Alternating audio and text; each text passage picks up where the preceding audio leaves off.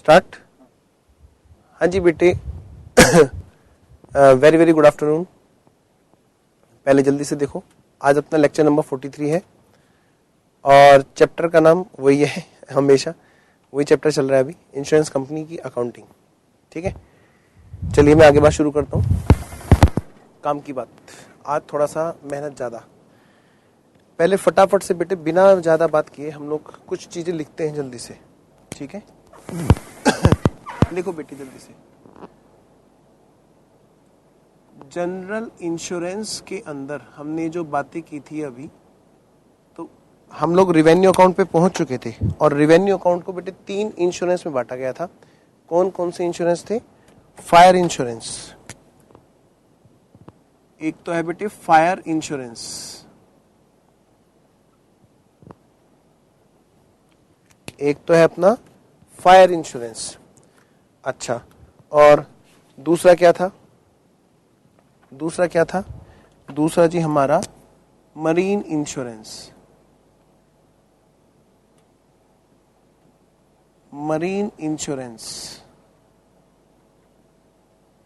और तीसरे वाला पोर्शन क्या था?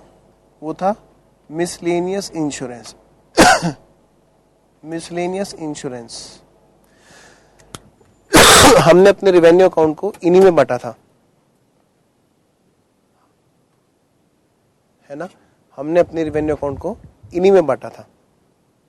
और पहली बात, क्या होता है जनरल इंश्योरेंस? मैं इसको लिख दूं। जनरल इंश्योरेंस में हम बात कर रहे हैं other than life insurance, other than life insurance. ठीक है, और इसमें क्या क्या चीज शामिल है?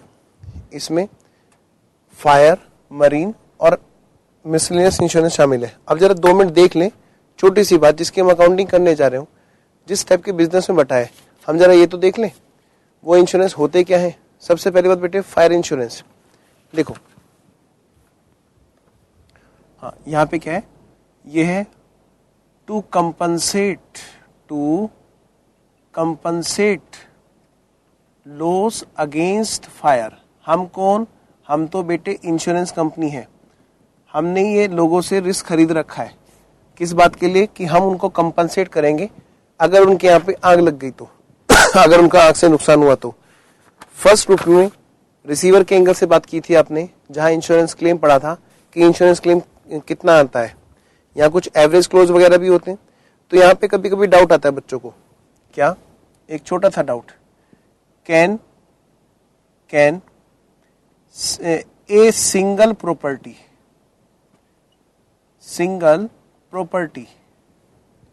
Can a single property be insured more than one insured by more than one insurance company, more than one insurance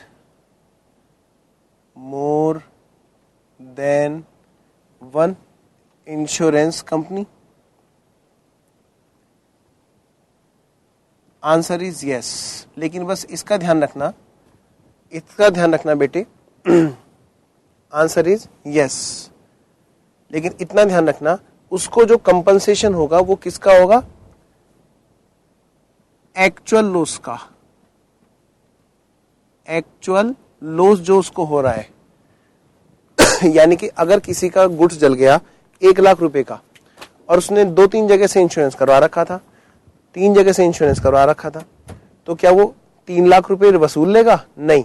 कितने में ले सकता है? मैक्सिमम जितना उसका नुकसान हुआ है। हाँ, इंश्योरेंस 2-3 कंपनी से करवा सकता है, कितनी से करवा ले? 10 से करवा ले। लेकिन सभी कंपनी का मिलाकर जो क्लेम आएगा वो उसकी एक्चुअल लॉस से ज्यादा नहीं होगा। मरीन इंश्योरेंस क्या होता है? यहां पे क्या होता है? To compensate. यहां पे क्या था बेटे? यहां पे देखो, ये आग लगी हुई थी, आग से नुकसान की बात कर रहे हैं। और यहां पे क्या होगा? यहां पे बेटे मरीन होता है, जहाज की बातें करेंगे। समुद्र में जो जहाज जा रहा है ना, ये उसकी बातें बता रहा है। टू कंपनसेट द लॉस, कौन से वाला loss? To compensate the loss, बल्कि मैं कहूंगा एक्चुअल लॉस, यहां भी एक्चुअल लॉस की बात हो रही है। सफर्ड ड्यू टू, वर्ड क्या है अपने स्टडी मैट में? पेरिल्स ऑफ सी। समुद्र में जो नुकसान हो रहा है बेटे, समुद्र की वजह से जो नुकसान होगा उस नुकसान के लिए जो इंश्योरेंस कराया जाता है उसको क्या बोलते हैं बच्चों? Marine insurance. और ये कितने तरह का हो सकता है? इसके टाइप्स, देखो जरा यहां पर इस मरीन इंश्योरेंस में है क्या? यहां पे दो लोग हैं बल्कि इसमें सीधा बताता हूं। एक तो बेटे जहाज का नुकसान, एक तो बेटे क्या, जहाज टूट गया, फूट गया, तो इसको क्या बोलते हैं? Ship insurance. तो मैं जहाज को ऐसे बना देता हूं, लो भाई हाँ जी क्या होता है इसमें? शिप का इंश्योरेंस। तो समुद्र में किस किस चीज का इंश्योरेंस होता है जो कहलाता है मरीन इंश्योरेंस? मरीन इंश्योरेंस कितने तरह के हो सकते हैं? एक तो जी शिप का इंश्योरेंस, कौन टेंशन लेगा जिसे उस शिप की खराब हो जाने से परेशानी होगी? कौन होगा? ऑफ कोर्स शिप का ओनर। ओके, अच्छा दूसरी बात, जो गुड्स है, गुड्स का इंश्योरेंस जो होता है, गुड्स की टेंशन कौन लेगा भाई? गुड्स का मालिक। इसी को बोला गया है कार्गो इंश्योरेंस। इसको क्या बोलते हैं बेटे? Cargo insurance. नेक्स्ट, अगला नंबर है, हाँ जी भाई इतनी बात तो ठीक है, समझ में आ गई। मान लिया यहां पर जो ट्रांसपोर्ट कंपनी है वो क्या कह रही है? मेरा शिप तो डूबा सो डूबा, किराया भी डूब जाएगा क्या? तो जो रेंट होगा ना, रेंट, क्योंकि बेटे शिप कंपनी क्या कर रही है? शिप कंपनी ने, जो शिपिंग कंपनी है, उन्होंने पहली बात तो इन्वेस्टमेंट कर रखा है जहाज में बेटे। क्या कर रखा है? इन्वेस्टमेंट कर रखा है। फिक्स असेट्स है वो उनकी, फिक्स असेट्स है बेटे वो उनकी। वो किस लिए कर रखी थी? इसीलिए ना कि वो अर्निंग करके दे। तो वो अर्निंग का इंश्योरेंस, जो रेंट वगैरह का इंश्योरेंस होता है, उसको क्या बोलते हैं बेटे? Freight insurance.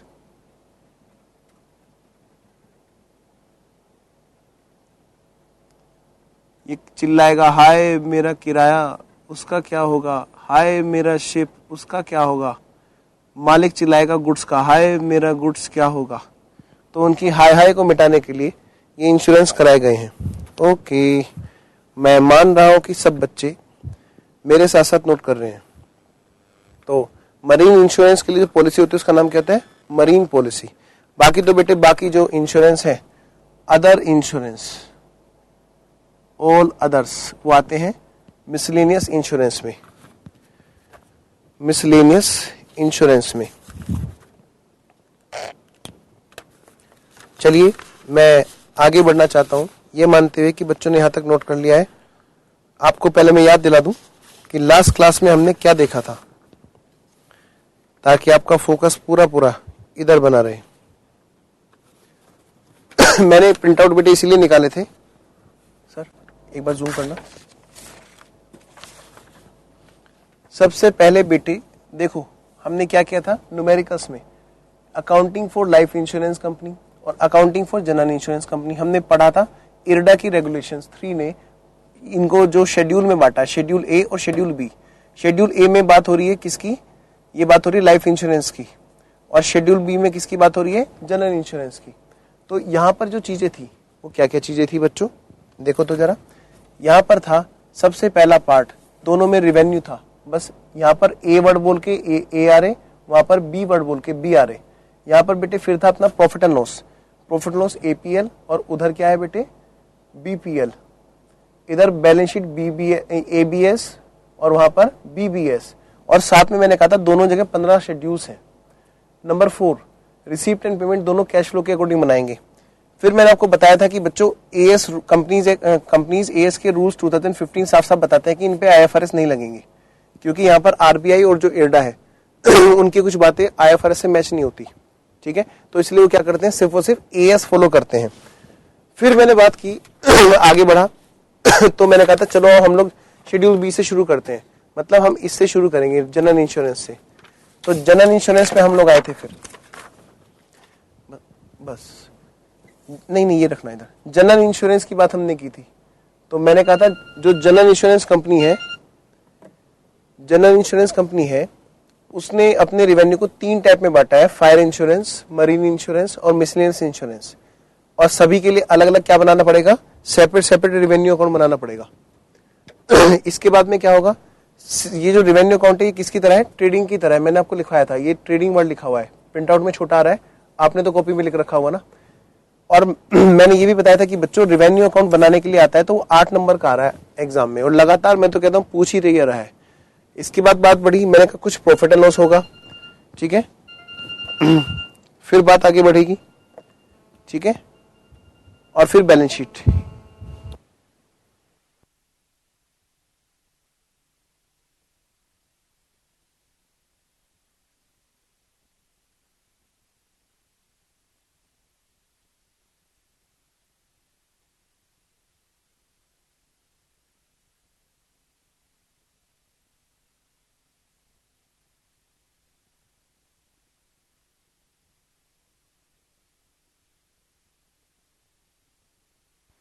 जी बेटे, फिर बात हुई थी हमारी फॉर्मेट ऑफ रेवेन्यू अकाउंट की।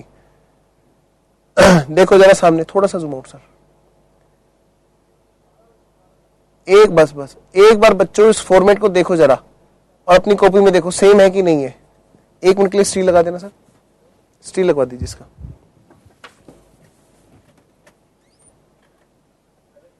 प्लीज एक बार फॉर्मेट को पढ़ो जल्दी से, सब बच्चे जल्दी से पढ़ो, क्योंकि हमें इसी से बात शुरू करनी है। इसमें शेड्यूल नंबर 1 है, शेड्यूल नंबर 2 है, 3 है, 4 है। आप लोग पढ़ो, मैं 1 मिनट में शुरू करता हूं, इसको अच्छे से रीड करो।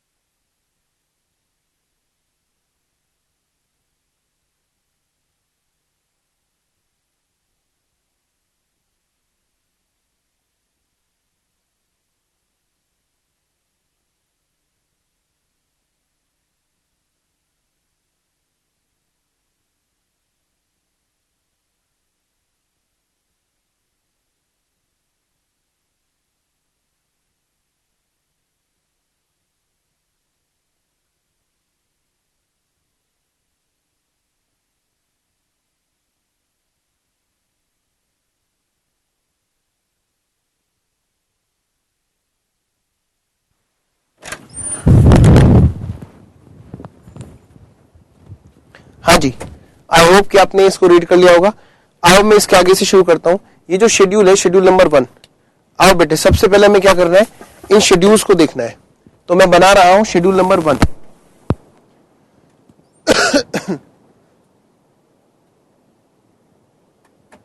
Schedule number 1 sir, premium earn, ये इसका नाम है, आप लोगों ने देख लिया, नेट प्रीमियम अर्न। एक बात ध्यान रखना, इसमें जल्दबाजी कुछ मत करना, चैप्टर बहुत आसान है, लेकिन उसके लिए जो सिस्टमेटिकली चल रहा है, आपको लगेगा बीच बीच में कि चैप्टर में बीच बीच में हम लोग बहुत लेजी हो रहे हैं, लेकिन क्या करूं, इस चैप्टर में जो मेन चीज है फोकस वो इन्हीं पर है। जल्दी से बनाओ बेटे, शेड्यूल नंबर 1 का फॉर्मेट।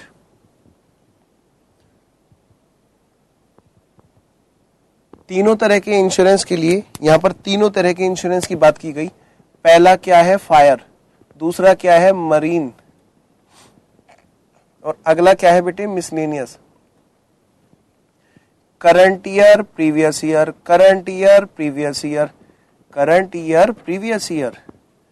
और यहां पर क्या है बच्चों, पार्टिकुलर्स। अब मैं उम्मीद करूंगा मेरे साथ साथ सब बच्चे नोट डाउन करते चलेंगे। तो इसमें ध्यान रखना, बिजनेस दो तरह के हैं, बिजनेस दो तरह के हैं। हाँ, एक तो है जो डायरेक्ट आ रहा है, तो पहले मैं यहां पे हेडिंग डाल रहा हूं एक डायरेक्ट बिजनेस। हमें बेटे स्टडी मैट में ये वर्ड नहीं मिलेंगे फॉर्मेट के अंदर। तो सर फिर आप अलग से क्यों करा रहे हो? मैं इसलिए करा रहा हूं कि फॉर्मेट में कोई बाउंडेशन नहीं है। फॉर्मेट में जो चीजें दी गई हैं वो मिनिमम क्राइटेरिया वाली चीज दी गई हैं। एक तो बेटे वो बिजनेस है जो कंपनी के पास डायरेक्ट आया, उसमें उसने क्या प्रीमियम कमाया, इसकी बात हमें करनी है। दूसरी जो हमें बात करनी है उस बिजनेस की, कौन से वाले बिजनेस की हमें जो करनी है, उस बिजनेस की जो है तो सीडेड है, जो या तो सीडेड है या फिर एक्सेप्टेड है। दूसरा बिजनेस कौन सा हो सकता है बेटे, एक्सेप्टेड बिजनेस, क्योंकि एक्सेप्टेड बिजनेस वो है जब किसी और कंपनी ने हमें अपना बिजनेस ट्रांसफर किया और हमने उसको एक्सेप्ट कर लिया कि भाई चिंता मत करो, ये इंश्योरेंस तुम हमें दे दो, चलो उतना रिस्क हमारा। लेकिन कुछ ऐसा प्रीमियम था जो हमारे पास आया तो था लेकिन हमने उसको किसी और को ट्रांसफर कर दिया था, तो हमने क्या नाम दिया था उसको, सीडेड बिजनेस। क्या नाम दिया था बच्चों, सीडेड बिजनेस, जो बिजनेस किसी और को ट्रांसफर किया। और सब जगह पर हमें क्या चीज है जो लिखनी है, आइए तो जरा। पहली बात यहां पर क्या है, प्रीमियम रिसीव्ड। मैं दोबारा लिखता हूं, पहली बात तो क्या है बेटे, प्रीमियम जो कि हमें रिसीव हुआ, रिसीव्ड। अच्छा, और फिर क्या करना है इसमें हमें एक चीज और करनी है, क्या, इसमें से जो हमारा सीडेड में हमने ट्रांसफर किया, बल्कि सीडेड की बात बाद में करूंगा, इस बिजनेस के एंड में कुछ प्रीमियम रिसीवेबल होता है। हाँ, मतलब मैं बोल सकता हूं क्लोजिंग एक्रूड इनकम। तो क्लोजिंग आउटस्टैंडिंग अगर मैं बोल रहा हूं तो इसका ये बिल्कुल भी मतलब नहीं है कि वह खर्चे की बात करता है। या एक काम करता हूं ना, इसको लिख देता हूं, क्लोजिंग रिसीवेबल। सर पतला मार्कर दे देना ब्लैक। क्लोजिंग रिसीवेबल और ओपनिंग वाली रिसीवेबल हम लोग क्या करते हैं, माइनस कर देते हैं। ओपनिंग रिसीवेबल, शायद आपको याद आ रहा हो आपने ऐसा किया था हर जगह पर जहां जहां इनकम रिसीवेबल होती है वहां पे हम क्या करते हैं, जो रिसीवेबल इनकम होती है एंड में उसको अपनी इनकम में जोड़ देते हैं। तो तब जाके हमारी निकल के आती है इसमें इनकम, कितने रुपए की नेट हमने डायरेक्ट से कमाई, कितने रुपए की नेट हमने डायरेक्ट से कमाई। फिर क्या किया इसमें से हम घटा देते हैं वो वाला प्रीमियम जो हमने बिजनेस सीडेड किया, premium on seeded business, premium on seeded business. भाई जो हमें रिसीव हुआ था वो हमने यहां पे से घटा दिया, यहां पे से हमने घटा दिया। सर हाँ, आप एक बात बताओ, क्या कि यहां पर क्या हम ऐसा नहीं करेंगे, थोड़ा सा जूम कर लेना सर, यहां पे क्या हम ऐसा नहीं करेंगे कैसा कि इसमें भी हमें ओपनिंग क्लोजिंग एक्रूड इनकम की बात करनी पड़े, रिसीवेबल की? नहीं बेटे, वो टेंशन वो लेता है जो उसे अपनी इनकम में दिखाएगा। हमें तो ये रिसीव हुआ था, हमने आगे पकड़ा दिया, बस बात खत्म। अच्छा ओके, आगे चलते हैं। जब बिजनेस हमें एक्सेप्ट हुआ, जब बिजनेस हमने एक्सेप्ट किया, ठीक है, तो उस पर भी तो प्रीमियम आया होगा। हाँ sir, premium on accepted business, premium on accepted business, बिल्कुल सही बात है। तो प्रीमियम जो एक्सेप्टेड बिजनेस का था हमने उसकी भी बात देखी, ठीक है ना जी सर। तो मैं आगे चलूं? हाँ जी, चलते हैं आगे। प्रीमियम ऑन एक्सेप्टेड बिजनेस, ऐसे बेटे सभी इंश्योरेंस का, मरीन का, फायर का और किसका, मिसलेनियस का, सभी के साथ में ये बातें हैं करंट ईयर, प्रीवियस ईयर। और मैं रुक गया इस इंतजार में कि आप इसे नोट कर रहे होंगे, हालांकि मुझे पता है कई बच्चों ने नोट कर भी लिया। प्लीज फिर भी मैं कहता हूं किसी का छूट गया हो तो प्लीज इसको नोट करें।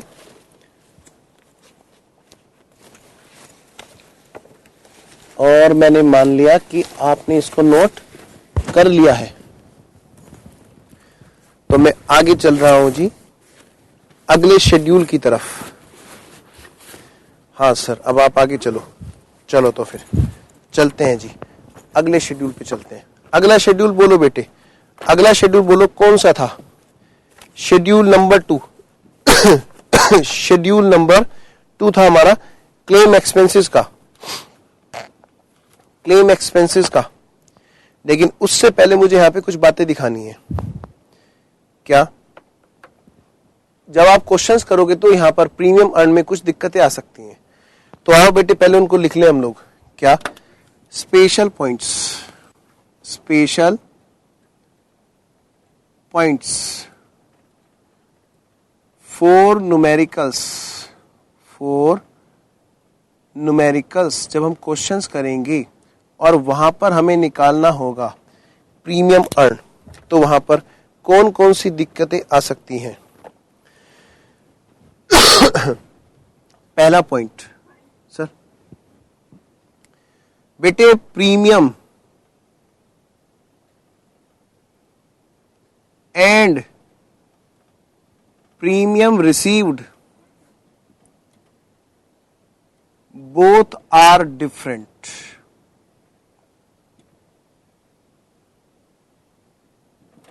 प्रीमियम और प्रीमियम रिसीव्ड बेटे दोनों पॉइंट्स अलग अलग होते हैं। प्रीमियम का मतलब है उस, अगर क्वेश्चन में दे रखा है प्रीमियम इतने रुपए, तो इसका मतलब उसने अपने आप उसमें ओपनिंग क्लोजिंग रिसीवेबल का हिसाब किताब करके देख रखा है, तो हमें ये टेंशन लेने की जरूरत नहीं है। लेकिन अगर प्रीमियम रिसीव दे रखा है तो हमें देखना पड़ेगा, उसमें एडजस्ट करना पड़ेगा ओपनिंग क्लोजिंग रिसीवेबल का। ठीक है। दूसरी दिक्कत, दूसरी बातें क्या होगी? नंबर 2, नंबर 2 यहां पर मैंने आपको पता है कुछ दिखाया था। हाँ सर, आपने दिखाया था। क्या दिखाया था बेटे? ओपनिंग, हाँ जी, क्या लिखाया था मैंने? Opening receivable. सर इधर लेना, opening receivable, closing receivable. Sir ऊपर लाइए ना। अरे कहाँ है सर?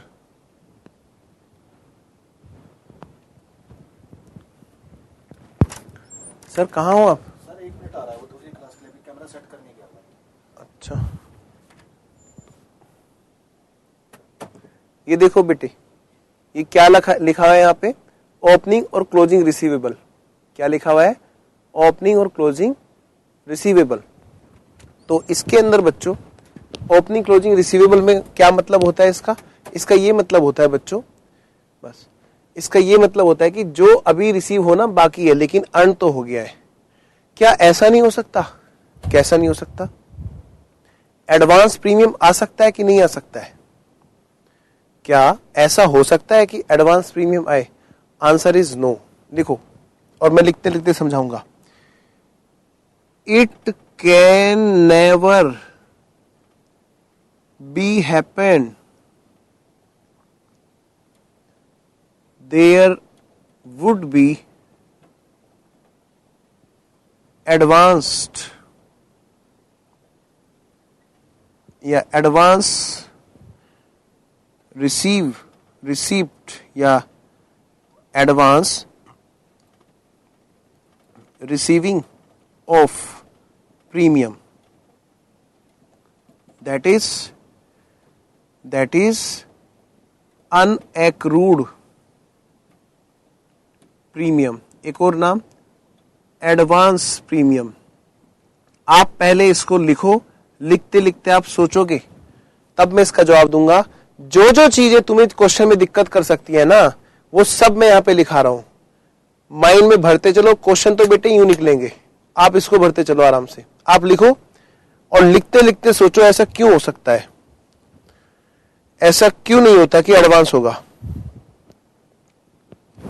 आप सबके आसपास इंश्योरेंस होता है, बाइक का भी इंश्योरेंस होता है, दुनिया भर का इंश्योरेंस हो सकता है।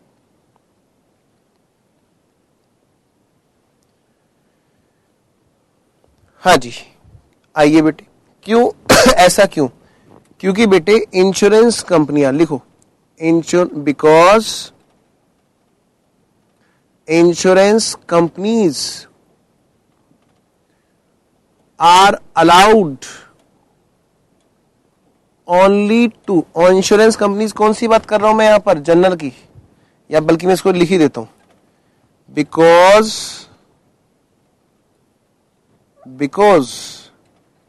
General insurance companies are allowed only to insure maximum to maximum 1 year, not more than 1 year. क्या किसी ने करवाया अपनी बाइक का इंश्योरेंस 2 साल का इकट्ठा?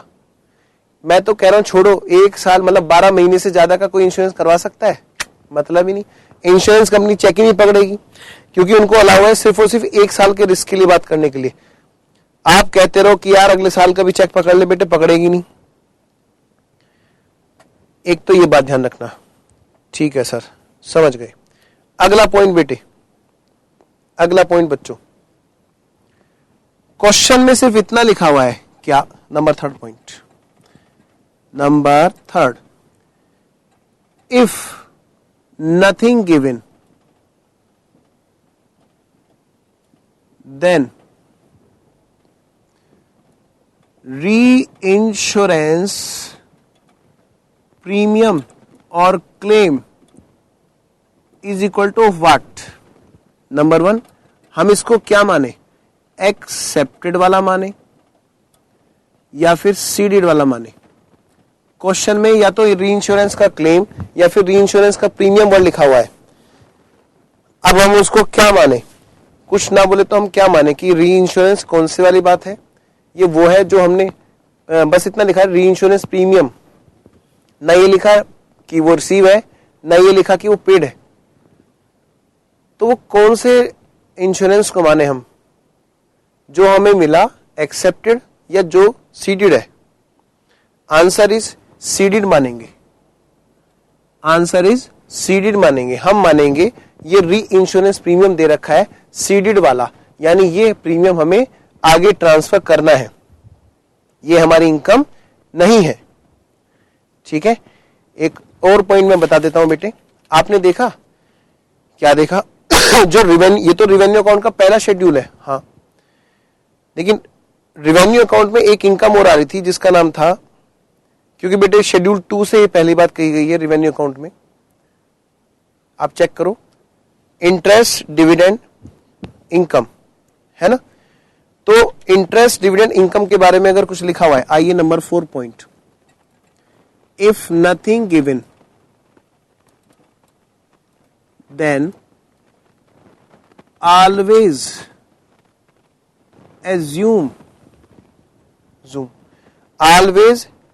assume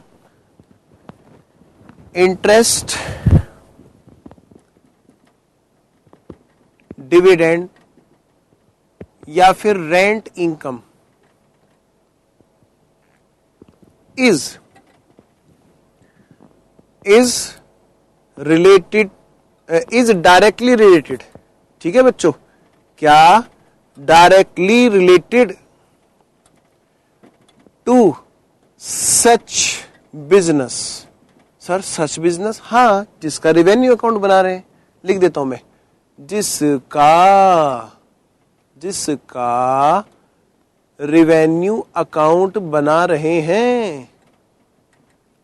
सर उससे क्या होगा बेटे? उससे ये होगा, जिसका रेवेन्यू अकाउंट बना रहे हैं वो डायरेक्टली रिलेटेड मानी जाएगी, और रेवेन्यू मतलब ट्रेडिंग की तरह होगा। हाँ सर, तो इंटरेस्ट इनकम जो है ना वो कहाँ पे आएंगी, वो आएंगी सीधा सीधा रेवेन्यू अकाउंट में आ जाएंगी। ओके, अच्छा, क्यों ऐसा क्यों लिखवाया आपने? तो हम तो मान ही लेते उसको, नहीं, आगे जाके आप देखोगे प्रॉफिट एंड लॉस का स्टेटमेंट आएगा। अच्छा, फिर प्रॉफिट एंड लॉस का स्टेटमेंट थोड़ा बनवाया अभी मैंने तुम्हें। प्रॉफिट एंड लॉस में क्या होता है, जो इनकम नहीं पता चल पाती है कि कौन से वाले इंश्योरेंस के पैसे से इन्वेस्ट करके आई है, मरीन से आई है, फायर से आई है, या फिर मिसलेनियस से आई है, तो उस इनकम को हम डायरेक्टली वहां पर भेज नहीं पाते। तो ऐसे केस में हम क्या करते हैं, उसको कॉमन अकाउंट में डाल देते हैं। और कॉमन वाली बातें सारी कहां पे होती है बेटे, वो होती है प्रॉफिट एंड लॉस में। ओके, तो मैं चल रहा हूं अब आगे नेक्स्ट शेड्यूल की तरफ। आइए बेटे आगे चलें sir. Schedule number 2, schedule number 2, schedule number 2 वो किस चीज का है बच्चों, क्लेम इनकर्ड का। क्लेम क्या होता है सर बेटे, क्लेम मतलब दावा। सर दावा क्या होता है बेटे, दवा नहीं, दावा। जब कोई किसी बात का दावा करता है, किस बात का, कि भाई ये जो है ना, ये जो बिजनेस है, हाँ इसमें जो है ना ऐसे ऐसे चीजें, अब हमें आप क्लेम दोगे। क्या मतलब, नहीं समझ में आए? मतलब अब समझ में आएगा। जब इंश्योरेंस कराया था तो क्या कहा था इंश्योरेंस कंपनी ने, कि अगर आग लगेगी, अगर आग लगेगी तो, अगर मरीन समुद्र में डूबे तो, या फिर और दूसरी चीजें जिनका इंश्योरेंस कराया गया था, अगर वो घटना घटित हो जाती है तो क्या होगा सर, तो बेटे फिर इंश्योरेंस कंपनी की बैंड बजेगी है। फिर इंश्योरेंस कंपनी क्या करेगी, वो उनका पेमेंट करेगी। अच्छा, पेमेंट करेगी, हाँ। जैसे बेटे फायर वाली कंपनी, फायर इंश्योरेंस करने वाली बात जिसने की, मतलब जो पॉलिसी ले रखी थी फायर वाली, तो वो क्या करेगी, जो उन्होंने कहा था वो उतना पेमेंट करेगी। एक्चुअल लॉस का बोलते हैं ये लोग। अच्छा, और मरीन की बात करूं तो, मरीन की बात करूं तो current year previous year, miscellaneous में करंट ईयर और प्रीवियस ईयर। इधर कौन सी है बेटे, ये पार्टिकुलर्स, ठीक है। इधर आगे चलते हैं, अगली क्या है बेटे ये। अब इसी में क्या होगा देखना पड़ेगा। एक तो भाई डायरेक्ट बिजनेस, जो हमने बिजनेस डायरेक्ट ले रखा था कस्टमर से, उसमें क्या होगा, क्लेम पे होगा, हाँ। और जो एक्सेप्ट किया था हमने बिजनेस, उसमें भी तो क्या होगा बेटे, उसमें भी तो क्या होगा, उसमें ये होगा, उसमें भी हमें पे करना पड़ेगा। हमने क्यों बिना बात के किसी की सिरदर्दी अपने सिर पे ले ली? अच्छा सर, हाँ। फिर इसके बाद में क्या होगा, ये तो था एक्सेप्टेड बिजनेस की बात, एक्सेप्टेड बिजनेस की बात। एक और बात है, कौन सी वाली, सीडेड बिजनेस।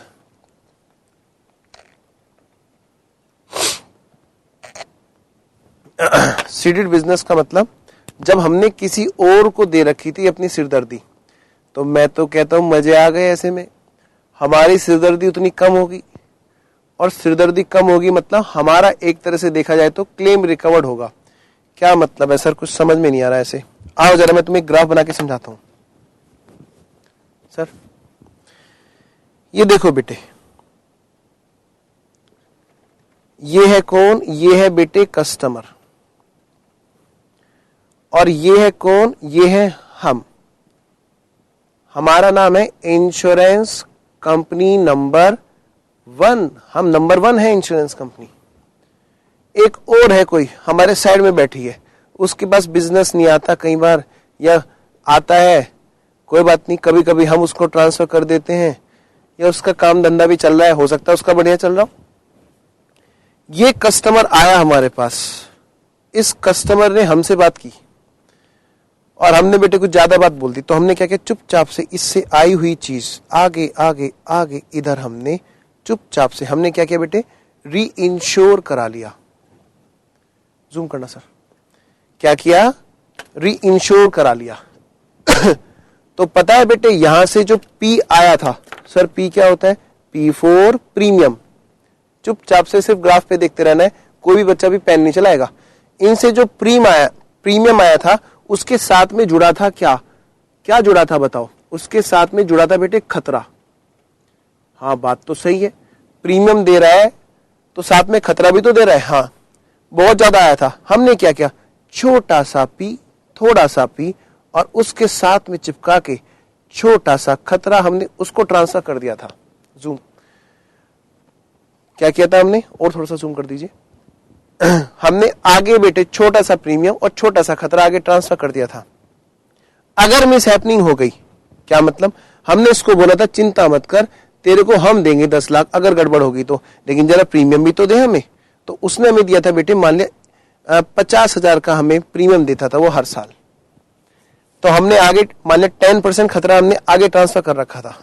यानी बेटे देखो जरा, हमने इससे कहा 5,000 का प्रीमियम ले ले, ठीक है 5,000 का प्रीमियम ले ले, साथ में खतरा ले ले 10% का, यानी 1 लाख का हिसाब किताब तुझे देना होगा अगर कुछ गड़बड़ी हो गई तो मैं बस ये पूछ रहा हूं, मान लिया गड़बड़ी हो गई।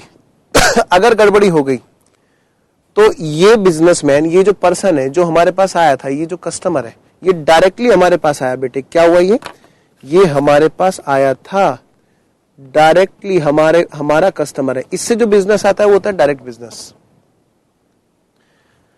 अब ध्यान से, तो इस बिजनेस पे हमें क्या हुआ बेटे, अब क्या हुआ यहां पर बेटे, क्लेम देना पड़ा।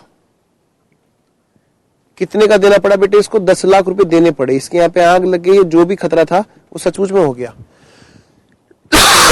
तो ये जो क्लेम देना पड़ा इसको हम क्या बोलते हैं, क्लेम पेड। और लेकिन साथ साथ क्या हुआ, इनसे हमें, ये भी तो अब क्लेम हमको देगा, ये हमें देगा, तो इसको हम क्या बोलते हैं, नंबर 2, इनसे क्या होगा, क्लेम ऑन री इंश्योरेंस सीडेड। सर ये पेड है कि रिसीव है, मैंने तुम सोचो, ये क्लेम हमें मिलेगा या देंगे, हमें बेटे मिलेगा। तो मैं बोल सकता हूं सीडेड बिजनेस में जब भी क्लेम आएगा तो हम अपना हिसाब किताब देखने ही बैठे, तो ये हमें कितना देगा बेटे, 1 लाख। तो हम अपना हिसाब किताब लगाएंगे, तो हम कैसे करेंगे पता है, हम कैसे कैलकुलेशन करेंगे, हम बेटे ऐसे कैलकुलेशन करेंगे। हमने क्लेम पे किया डायरेक्ट बिजनेस पर 10 लाख रुपए, जिसमें से सीडेड बिजनेस पर क्लेम हम पे नहीं करते बल्कि हम रिकवर करते हैं। क्या होता है बेटे, ये रिकवरी होती है। तो इसलिए हम क्या करते हैं, इसको घटाते हैं। कितने रुपए का हमें मिला होगा, 1 लाख रुपए का मिला होगा, हम इसको क्या करेंगे, घटाएंगे, तब जाके हम नेट हिसाब किताब बता पाएंगे। कितना देखो जरा इधर नीचे थोड़ा, 9 लाख रुपए की हमारी नेट 9 लाख रुपए का क्लेम पे हुआ। ये हमने कैसे निकाला, डायरेक्ट बिजनेस पर जो आया उसमें से हमने क्या किया, इसको घटा दिया। सर हाँ, सर सुनो, हाँ ऐसा भी तो हो सकता है क्या कि इंश्योरेंस कंपनी नंबर 3 हो, मतलब ये देखो इधर बना के देखो, मैंने कहा लो तुम कह रहे हो मैं बना देता हूं, insurance company number 3।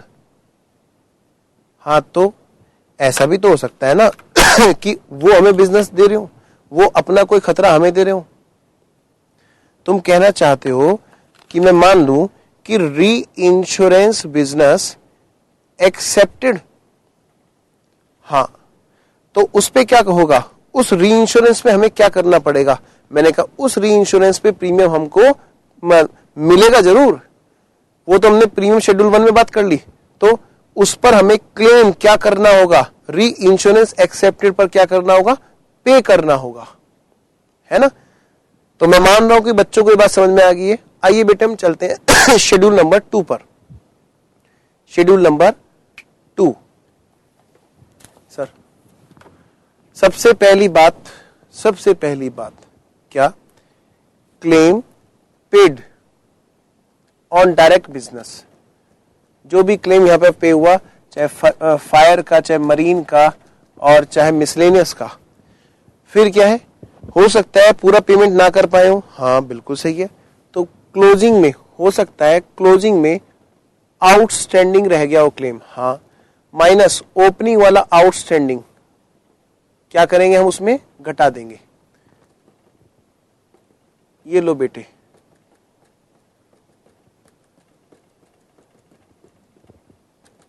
Please format को खूब समझते हुए बनाएं, क्वेश्चंस में कुछ भी नहीं मिलेगा आपको। आप ये कहोगे बस यही है क्वेश्चन, आप कहोगे और क्वेश्चन ले आओ, मैं कहूंगा और क्वेश्चन नहीं है, आप कहोगे और क्वेश्चन ले आओ, मैं कहूंगा नहीं और क्वेश्चन।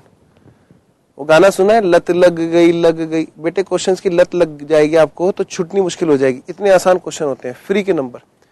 लेकिन उसके लिए जिसने इन फॉर्मेट पे जोर लगाया है, फॉर्मेट को समझने पे जोर लगाया है, और जो बिना फॉर्मेट को समझे लग गया तो गड़बड़। तो री इंश्योरेंस जब बिजनेस एक्सेप्ट हुआ तो उस पर हम क्या करेंगे, प्रीमियम नहीं, क्लेम पेड। क्योंकि ये शेड्यूल किस चीज का है बेटे, थोड़ा सा ऊपर, क्या है ये बेटे, किस चीज का शेड्यूल, क्लेम का। बस सर हाँ, इसमें भी हो सकता है ओपनिंग क्लोजिंग आउटस्टैंडिंग। हाँ बेटे बिल्कुल हो सकता है, तो कर दो ना सर। लो बेटे मैं कर देता हूं, प्लस क्लोजिंग वाला आउटस्टैंडिंग माइनस ओपनिंग वाला आउटस्टैंडिंग। बाकी तो आप कर ही लोगे, फिर भी मैं इसको पूरा कर देता हूं। ध्यान से बच्चों, क्वेश्चन के अंदर हमें अपने आप बताएगा। ओके इसको हम घटाते हैं ओपनिंग वाला आउटस्टैंडिंग को एक्सपेंस में, तब जाके निकल के आएगा। फाइनली हमने इस वाले बिजनेस में, तो मैं इसका नाम ए रख दूं, हाँ, मैं इसका नाम बी रख दूं, हाँ। अब मैं आता हूं बेटे सीडेड बिजनेस की बात पर। सीडेड बिजनेस पर जो भी क्लेम होता है वो हमें क्या होता है, रिकवर्ड। क्या होता है, हमें रिकवर्ड क्लेम क्या होता है यहां पर, रिसीव्ड। बाकी सब जगह पे क्लेम क्या होता है, पेड। तो ये आ गया बेटे टोटल इसका सीधा सीधा। तो ये जो टोटल होता है ये माइनस का होता है, इसका नाम हमने रखा सी। तो फाइनली जो निकल के आएगी यहां पर, वो फिगर जो निकल के आनी है बेटे, वो कहां पे आएगी, यहां पे आ गई जी। हमने ये इसका टोटल कर दिया यहां पर। टोटल कैसे आया बताओ, कैसे आया, ए खर्चा देख रहे हैं, ए भी हमारा खर्चा हुआ, बी भी हमारा खर्चा हुआ, उसमें से माइनस सी हमारा खर्चा रिकवर हो गया। तो कुल मिलाकर ये है वो फिगर जिसको हम बोलेंगे हमारे सिर पे क्लेम कितने रुपए का पड़ा, क्लेम नेट इतने रुपए का इनकर हुआ। मैं मान रहा हूं कि बच्चों को इतनी बात समझ में आ गई है और मुझे आगे चलने की इजाजत है।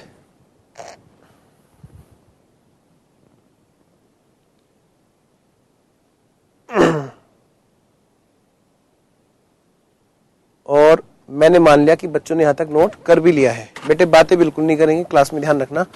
अब बहुत इंपॉर्टेंट चीज चल रही है, बहुत ज्यादा, और जो जो चीज क्वेश्चन में आ सकती है वो मैं यहाँ पे लिखा ही रहा हूं, ठीक है। तो क्वेश्चन की तो टेंशन बिल्कुल लेनी नहीं। क्वेश्चन तो समझ लो कि आपको समझ लो एग्जाम में क्वेश्चन आंसर के साथ मिलने वाला है, ऐसा क्वेश्चन, इतनी अच्छी से तैयारी हो जाएगी अपनी क्लास में, ठीक है। तो ये तो भूल ही जाना कि सर क्वेश्चन हो जाएंगे कि नहीं हो जाएंगे, कैसे होंगे क्वेश्चन, तो ये भूल जाना कि क्वेश्चन जरा से भी आपको मुश्किल लगने वाले हैं। तो मैं बात कर रहा हूं अब शेड्यूल नंबर 3 की। बेटे अगला शेड्यूल कौन सा था अपना, जल्दी से शुरू हो जाए। शेड्यूल 3 पर जाने से पहले मैं एक नोट डलवा रहा हूं, सब बच्चे नोट डालेंगे। हाँ जी, एक छोटा सा नोट कहां डाल दूं, इधर डाल देता हूं। नोट, जो क्लेम है ना, क्लेम, हाँ, क्लेम में कई सारी चीजें हो जाती हैं। क्या मतलब सर, अरे बेटे जब कोई केस करता है तो मान लिया कई बार क्या होता है कि क्लेम फाइनल नहीं हो रहा है, इंश्योरेंस कंपनी कह रही नहीं ये बातें सही नहीं है, ऐसा इंश्योरेंस नहीं देंगे, ये नहीं करेंगे, और कस्टमर ने उठा के केस कर दिया कंपनी पे। आपने तो पढ़ा है सीबीटी में, क्या इंश्योरेंस कंपनी एक्सेप्टेड है ना, बट चेक नॉट रिसीव्ड, तो वो अपनी इनकम बुक कर लेता था ऐसे केस में बिजनेसमैन। तो इंश्योरेंस कंपनी एक्सेप्ट नहीं कर रही थी, कह रही थी कि नहीं मैं नहीं मानूंगी। तो कस्टमर हम कौन, कंपनी हमें खींच करके बेटे कोर्ट में ले गया। अब हाथ पैर से खींच के नहीं बेटे, सीधा केस करके वहां पर वो जीत गया तो क्या होगा जीतने पर क्या होता है पता है बेटे, जितना कंपनसेशन था वो तो देना ही देना है, साथ में जिसकी जब हमने उसकी बात मानी नहीं थी तो वो कोर्ट में जो लेकर गया था वो सारे लीगल खर्चे उसको फिर हमें पे करने पड़ते हैं। कोर्ट जब भी डिसीजन पास करता है तो वो ऐसा ही पास करता है कि लीगल एक्सपेंसेस भी उसको पे करने पड़ते हैं। तो आइए बेटे, वकील के खर्चे, सब चीजें, वो सब भी चीजें क्लेम में शामिल होंगी। बस मैं ये बात लिखा रहा हूं, लिखिए सर क्लेम इंक्लूड्स, क्लेम में शामिल है survey expenses comma legal expenses, legal and other expenses, जो भी उस चीज से संबंधित है, जैसे कि सेटलमेंट करना, लाइक सेटलमेंट वगैरह, सेटलमेंट एक्सपेंसेस वगैरह, बहुत सारी चीजें होंगी। सर हमें कैसे पता चलेगा? बेटे आप टेंशन मत लो, आपको तो क्वेश्चन कहेगा कि हमने ये सब खर्चे भी किए इसमें, तो आपको तो बस उसको क्या करना है, क्लेम में जोड़ देना है। बस कहने का मतलब ये है, आप क्या करोगे, उसको सिंपल सा क्लेम वाले शेड्यूल में जोड़ दोगे। चलो जी फिर आगे बढ़ते हैं। अगला शेड्यूल है बेटे शेड्यूल नंबर 3। अगला शेड्यूल कौन सा है बच्चों? Schedule number 3। तो हम आ जाते हैं इधर।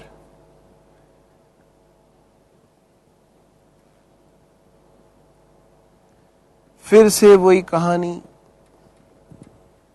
फिर से वही कहानी बेटे, फिर से वही कहानी। Fire marine insurance. इस चैप्टर में टाइम ही बस समझने पे लगता है, क्वेश्चन करने में तो टाइम लगेगा ही नहीं। हाँ जी, तो ये है बेटे अपना शेड्यूल नंबर 3 और इसका नाम है कमीशन एक्सपेंस।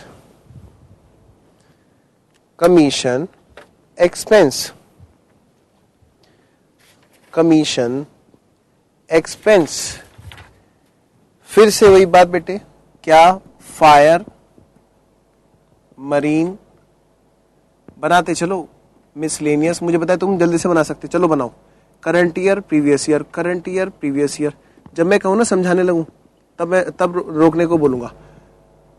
पार्टिकुलर्स और लिखो यहां पे, क्या लिखो, डायरेक्ट बिजनेस, डायरेक्ट बिजनेस, फिर एक्सेप्टेड बिजनेस। ये वर्ड जो है ना बेटे, जितने भी शेड्यूल्स है ना उसमें इस तरह से हेडिंग से क्लासिफाई करना आपको किसी बुक में नहीं मिलेगा।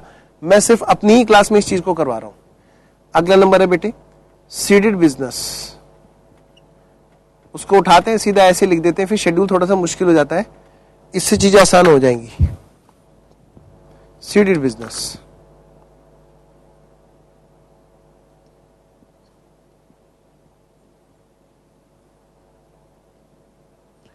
पहले मुझे ये बताओ सब बच्चे, क्या बताएं सर? आप तो रिकॉर्डिंग में आप सुनोगे नहीं, मैं एज्यूम कर लूंगा कि आपने मुझे बता दिया। कमीशन हमारा खर्चा है कि इनकम है? कमीशन हमारा खर्चा है कि इनकम है? सर खर्चा है। क्या है ये? खर्चा है। अच्छा, कमीशन क्या किया जाता है बताओ? पे किया जाता है। जब कस्टमर हमारे पास आएगा तो हम बोलेंगे कमीशन पेड। बिल्कुल सही बात है सर। तो फिर कई बार हमारे बस की पैसे नहीं होते, कई बार जेब में पैसे नहीं, तो हम कहते हैं कि भाई बाद में दे देंगे, मतलब क्लोजिंग आउटस्टैंडिंग हो सकता है माइनस ओपनिंग वाला आउटस्टैंडिंग हो सकता है। प्लीज अभी पेन मत चलाना, पूरा ध्यान समझने पे, क्योंकि यहां छोटी सी दिक्कत आ सकती है।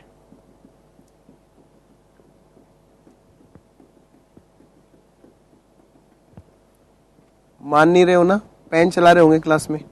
प्लीज बेटे पूरा ध्यान पढ़ने पे लगाओ, तो रिकॉर्डिंग क्लास में पूरी बात समझ में आएगी। टाइम में दे रहा हूं। हाँ जी, अगला नंबर कौन सा है? Accepted business. आओ जरा जल्दी से एक छोटा सा ग्राफ।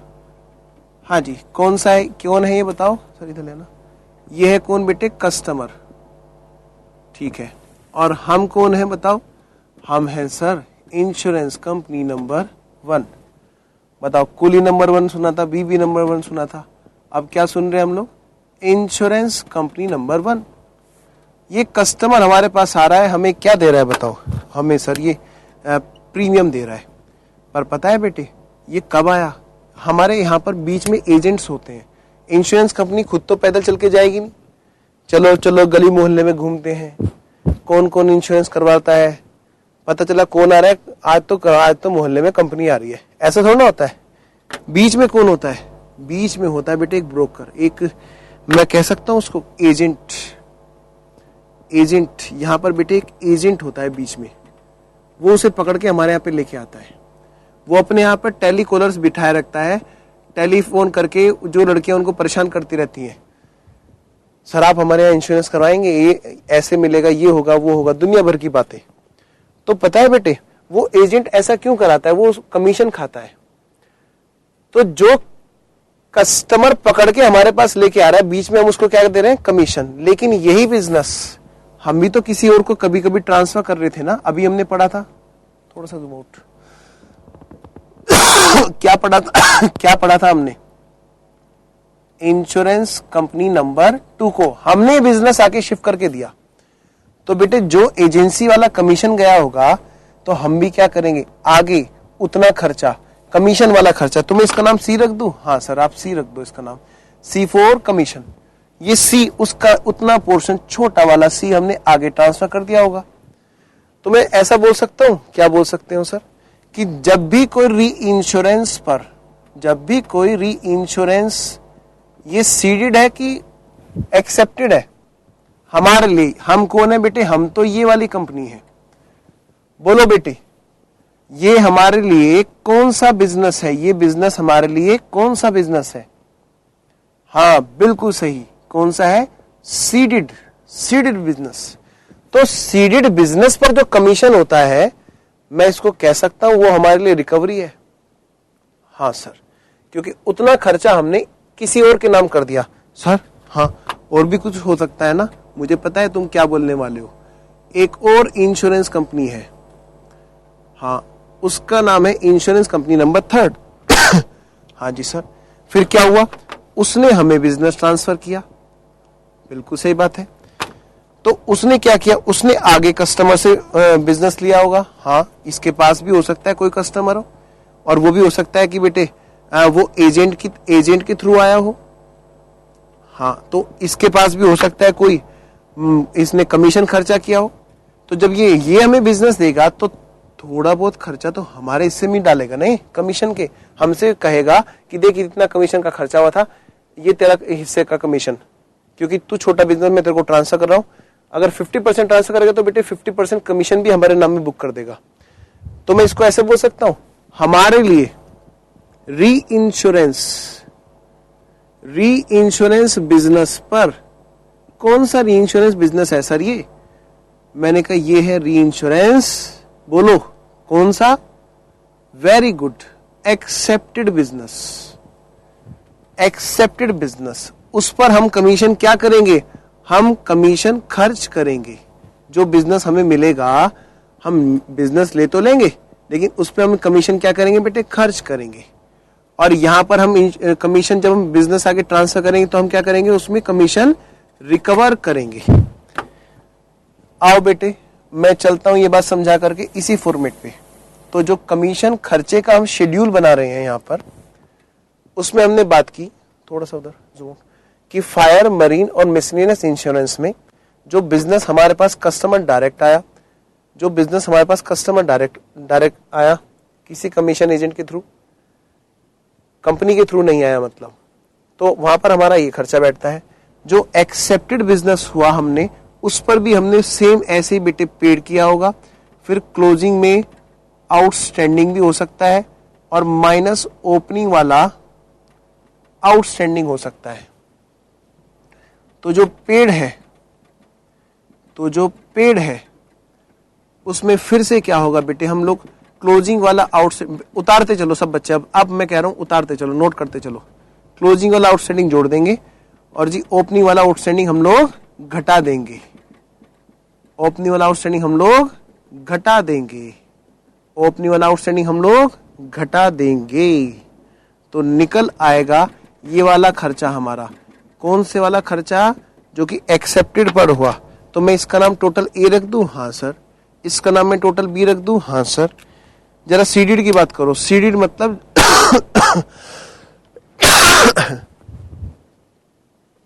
सीडेड मतलब जो बिजनेस हमने किसी और को ट्रांसफर कर दिया, उस पर मैं बोल सकता हूं रिकवर्ड कमीशन, रिकवर्ड। और यही चीज बेटे एंड में भी हो सकती है ना, तो मैं बोल सकता हूं क्लोजिंग वाला कमीशन रिकवरेबल, क्लोजिंग वाला कमीशन रिसीवेबल, या बोल सकते हैं रिकवरेबल, और माइनस ओपनिंग वाला कमीशन जो रिकवरेबल था वो हट जाएगा यहां से। ये किस चीज की बात हो रही है? ये क्या चीज निकल के आ रही है? ये किस चीज की बात हो रही है? ये रिकवरी की बात हो रही है। तो ध्यान देना बेटे इस चीज पर। इस चीज में एक बात का ध्यान देना बहुत ज्यादा जरूरी है। क्या? ये रिकवरी बेटे खर्चे में से माइनस होगी। इसको एक इनकम की तरह आप ट्रीट कर सकते हैं। ठीक है? हाँ जी, कितने रुपए की है नेट रिकवरी?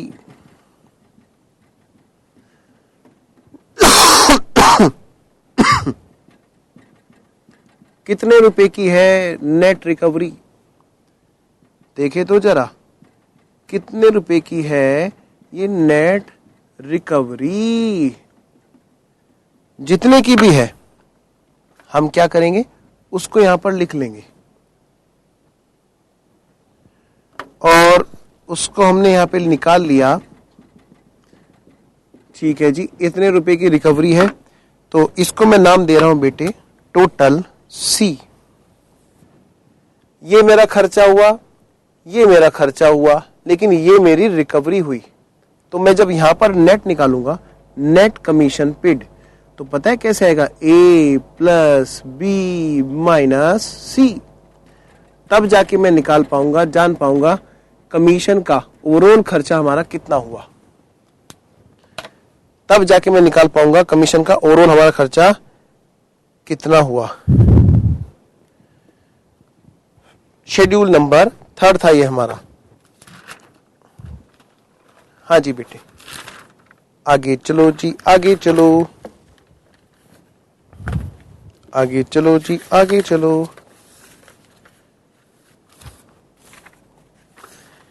शेड्यूल नंबर 3 के बाद अब हमारा नंबर है शेड्यूल नंबर 4।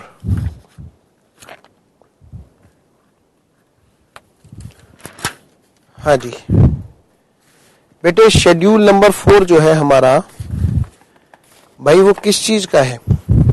शेड्यूल नंबर 4 है हमारा खर्चों का, ऑपरेटिंग एक्सपेंसेस। तो उसके लिए तो हमें क्वेश्चन बताएगा और हम वही चीज डाल देंगे। ठीक है? तो शेड्यूल नंबर 4 के लिए अलग से कुछ नहीं पढ़ रहे हम लोग। जूम आउट कर देना सर। शेड्यूल नंबर 4 तो बेटे हमें क्वेश्चन बताएगा, जो जो खर्चे बताएगा उन्हीं का बस टोटल करना है। ठीक है?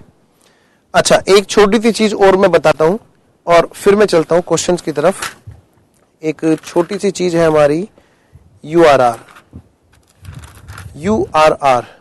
Unexpired risk reserve. देखो, बिना कॉन्सेप्ट पूरा बताए क्वेश्चन पे चलना बेवकूफी होगी।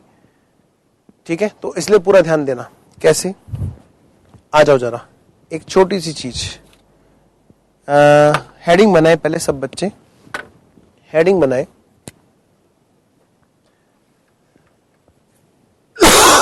URR सर, कोई ब्लू पेन है? URR ब्लू पेन है और कोई? हाँ जी, जूम कर, हाँ ले आइए। Unexpired risk reserves. बेटे बार बार इसका नोट आ सकता है एग्जाम में, थोड़ा ध्यान देना, बार बार आया भी है। अनएक्सपायर्ड रिस्क रिजर्व, ये इसका सही नाम है पूरा। URR का मतलब होता क्या है, पहले मैं समझा रहा हूं, समझ लो, समझना बेटे, फिर इसको लिखना भी है हमें, तो पहले जरा समझो। ये है हमारा एक ईयर, ये है हमारा बेटे एक ईयर। अब इस ईयर में क्या हुआ, इस ईयर में क्या हुआ आपको पता ही है सब चीजें। क्या पता है सर? आपको बेटे सब पता है। ये पता है कि आपको कि जो पॉलिसी होती है वो 12 महीने की होती है। तो जरा सोचना, ये है जनवरी, फरवरी, मार्च, अप्रैल, मई, जून, जुलाई, अगस्त, सितंबर, अक्टूबर, नवंबर, दिसंबर और फिर ये है आगे का दिसंबर। जरा सोचना, एक पॉलिसी जनवरी के एंड में हुई, बताना बेटे जरा, वो कब जाके खत्म होगी? वो जाके खत्म होगी अगले साल की जनवरी में। दूसरी वाली पॉलिसी हुई कहां पर? यहां पर फरवरी के एंड में। और वो कब हुई बेटे? अगले साल फरवरी के एंड में जाके खत्म होगी। मतलब समझ गए ना? अच्छा, फिर तीसरी पॉलिसी बेटे मार्च में शुरू हुई, मार्च के लास्ट में। ये अगले साल मार्च के लास्ट में जाके कुछ ऐसी कुछ बातें होंगी। ठीक है, मतलब जनवरी 1 को शुरू हुई तो उसके बाद में 31 दिसंबर तक खत्म होती है, एक दिन पहले होती है, आपको पता ही है इस चीज का। तो ऐसे ही बेटे ये अगले 12 महीने जहां पे खत्म होंगे तब खत्म होंगे, फिर ये वाली वहां पे जाके खत्म होगी, फिर ये वाली पॉलिसी यहां पे से जो शुरू हुई, फिर इसके बाद इस वाले मंथ की पॉलिसी अगले साल और दूर जाके बात होगी, है ना? जरा सोचना, फिर इसके बाद में फिर यहां पे से और आगे गई बात, फिर यहां पे से और आगे गई बात, फिर यहां पे से और आगे गई बात। अब समझ में ये नहीं आ रहा, सबसे जो है ना कंपनी 10-10 हजार रुपए वसूल रही है। एक पॉलिसी पर कंपनी ले रही है बेटे 10 हजार रुपए। तो ये 10 हजार रुपए कहां से कहां तक है पता है? ये 12 महीने के, लेकिन इस वाले पॉलिसी के तो 11 महीने यहां पे आए। हाँ सर, तो 11 महीने की इनकम करंट ईयर में और 1 महीने की इनकम अगले ईयर में, क्योंकि रिस्क सारा का सारा रिस्क हमने जो खरीदा उसी रिस्क का तो प्रीमियम है ना ये। हाँ, लेकिन सारा का सारा रिस्क बेटे यहाँ पे एक्सपायर नहीं हुआ, कुछ रिस्क ऐसा था जो अनएक्सपायर्ड रह गया। यानी जितना रिस्क अगले साल तक शिफ्ट किया जा रहा है उतने हिस्से की फिर इनकम भी अगले साल शिफ्ट होनी चाहिए। हाँ सर, क्या दिक्कत है? मैंने कहा दिक्कत कुछ नहीं है, अभी तो मैंने सिर्फ 12 पॉलिसी बताई है और हर महीने के एंड में बताई है। पता है हर दिन पॉलिसी होती है और एक एक दिन में 1000-1000, 2-2 पॉलिसी होती है। जरा सोचना एक बार, एक दिन में अगर मान लिया मैं 1000 पॉलिसी लगाऊं बेटे, 365 में कितनी, 365 दिन में कितनी हो गई? 3,65,000 पॉलिसी। और 3,65,000 पॉलिसी का ये हिसाब किताब लगाना कि कौन सी वाली पॉलिसी एक्सपायर हो गई है और कौन सी वाली पॉलिसी एक्सपायर नहीं हुई है, तो क्या दिक्कत है? सर कंप्यूटर है ना। मैंने कहा कंप्यूटर तो है, कंप्यूटर फेल हो गया तो हमें भी तो आना चाहिए।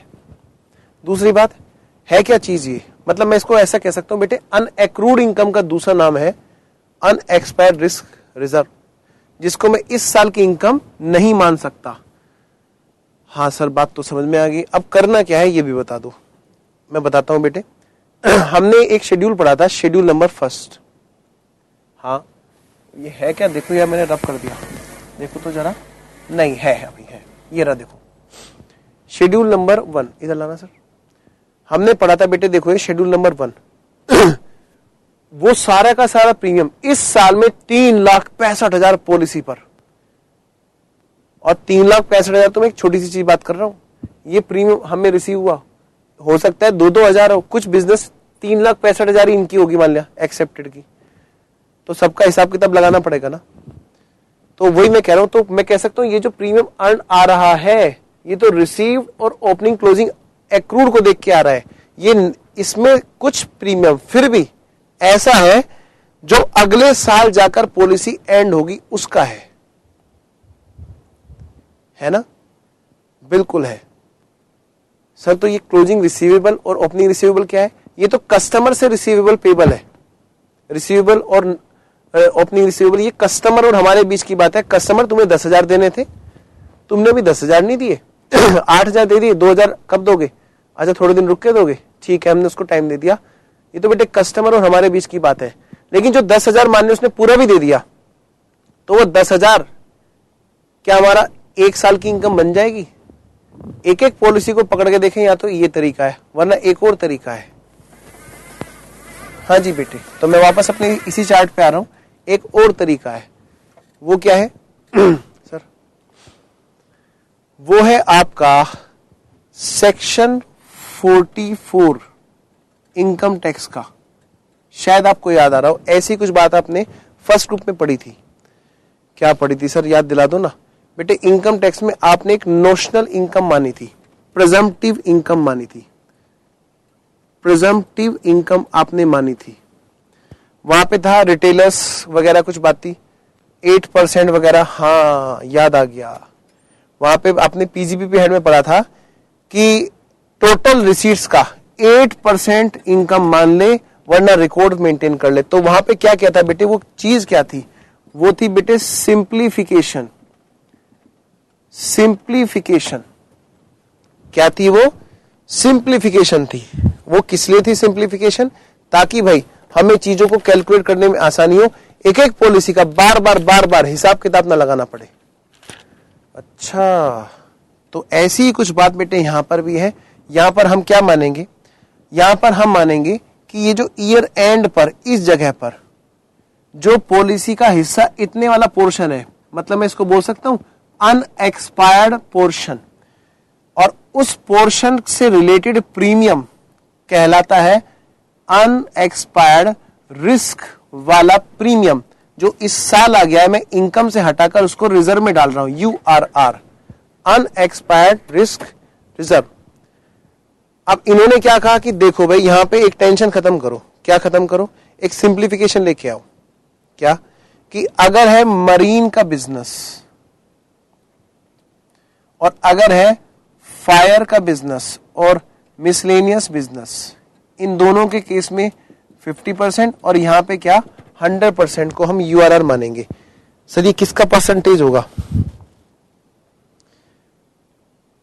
ये किसका परसेंटेज होगा? ये होगा बेटे आपके प्रीमियम अर्न का, जो आपने शेड्यूल 1 में निकाला। ओफ, शेड्यूल 1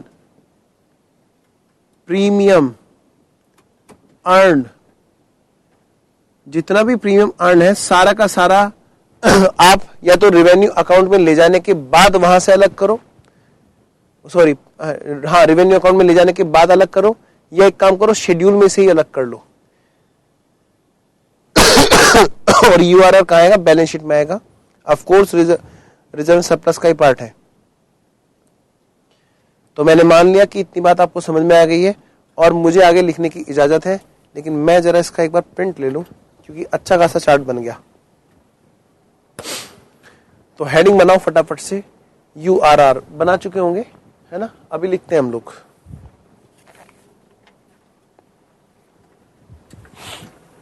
हाँ जी,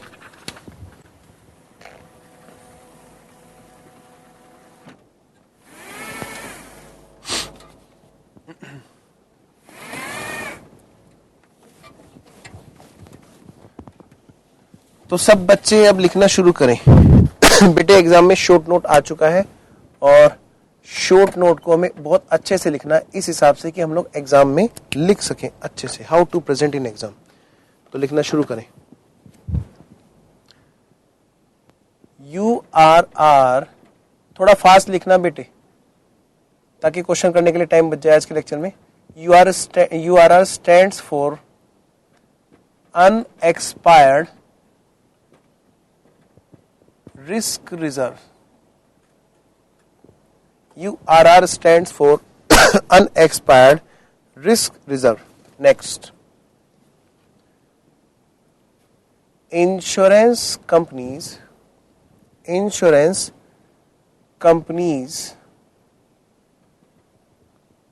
close their books of accounts। यहाँ मच्छर हो रहे सर बहुत ज्यादा। हाँ आपको नहीं लग रहे? ऑल आउट लगवा लो। इंश्योरेंस कंपनी के केस में insurance companies close their books of accounts on 31st March या at 31st March each year 31 March each year, ये मार्कर भी मोटा हो गया, 31 मार्च ईच ईयर, comma, but all the risks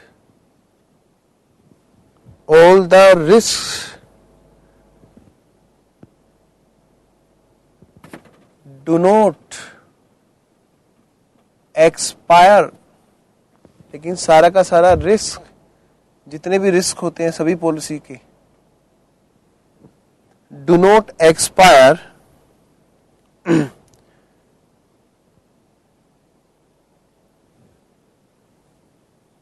till this date, till this date, because, ऐसा क्यों? Because all policy period, all policies period do not expire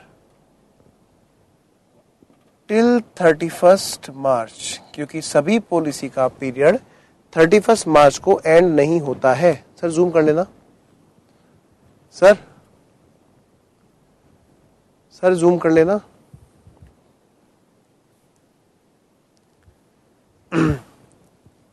next, some of the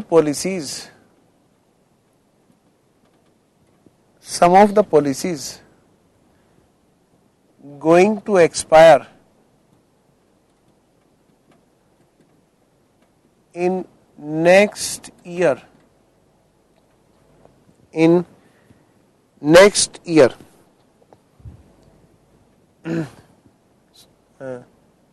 therefore there is need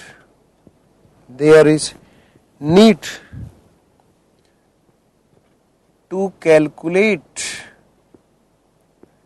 to zoom कर लेना, to calculate, अच्छा Saurabh sir है क्या? अरे वाह, need to calculate the portion of unexpired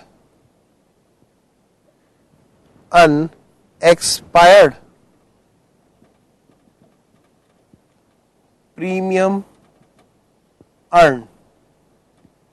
इसलिए क्या बेटे, किस बात की जरूरत है? इस बात की जरूरत है कि जो प्रीमियम अर्न है उसमें से अनएक्सपायर्ड वाला प्रीमियम निकालने की जरूरत है।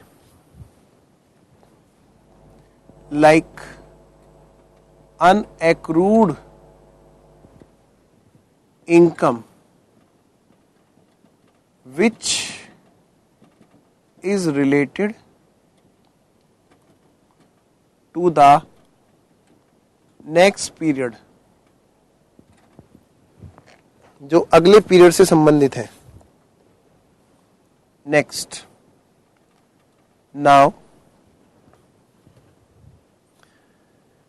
now the question is arise, now the question arises, अब क्वेश्चन अराइज होता है, how to calculate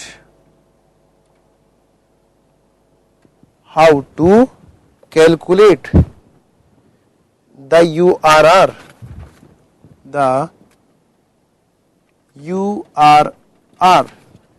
how to calculate the URR on all the policies, सभी पॉलिसीज पर URR कैसे कैलकुलेट करें? It will need, इसमें बहुत ज्यादा जरूरत पड़ेगी। किस चीज की? A lot of efforts. It will need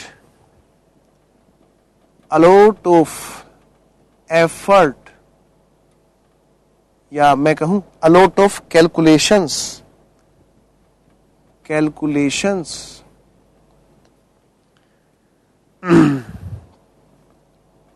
and naturally there are more chances of mistake as the number of policies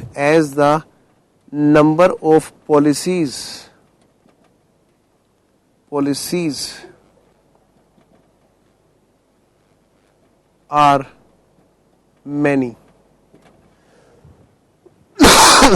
बहुत सारी पॉलिसीज हैं इस वजह से बेटे. hence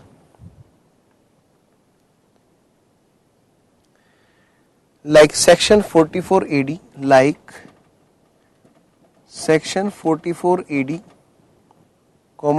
44 AE. AF तो अब हट चुका है, तो 44 AD और 44 AE की तरह concept for simplification used here by deciding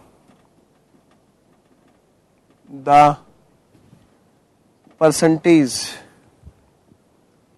for URR. अब ये तो पक्का पता है, क्या पता है कि भाई कोई भी पॉलिसी 12 महीने की होगी, 12 महीने से ज्यादा की हो नहीं सकती.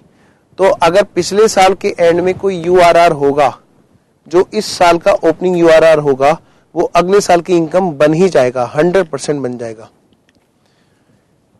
हाँ जी. तो अकॉर्डिंग टू इंश्योरेंस एक्ट, तो अकॉर्डिंग टू इंश्योरेंस एक्ट जो URR की परसेंटेज डिसाइडेड नंबर 1, नंबर 2. आप बेटे ध्यान रखना, वैसे तो मैं बता रहा हूं, लेकिन आप बाद में मुझसे डाउट पूछोगे, तो थोड़ा नीचे कर देना. आप बाद में मुझसे डाउट पूछोगे, एग्जाम से पहले आपका फोन आएगा, सर हाँ एग्जाम में कैसे करना है, कितने % URR बनानी है मरीन के केस में. तो ध्यान दें बेटे, आपका जो RTP है अगर चेंज आया तो वो RTP में आएगा, अदरवाइज हमेशा बेटे यही चीज चली आ रही है. ठीक है, तो मैं बता देता हूं ऐसे केस में क्या होगा. फायर और मिसलेनियस के केस में मरीन में तो है 100, मरीन इंश्योरेंस पॉलिसी में है 100%. बाकी जो फायर है और मिसलेनियस है उसमें है बेटे 50% ऑफ रेवेन्यू अर्न.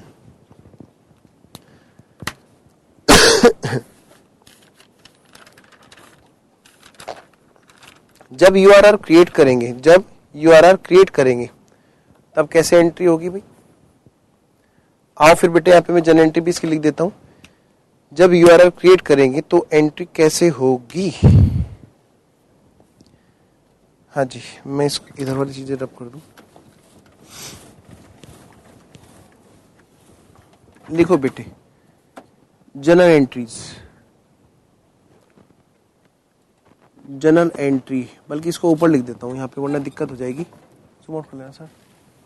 और मैंने मान लिया कि आपने इसको नोट कर लिया है.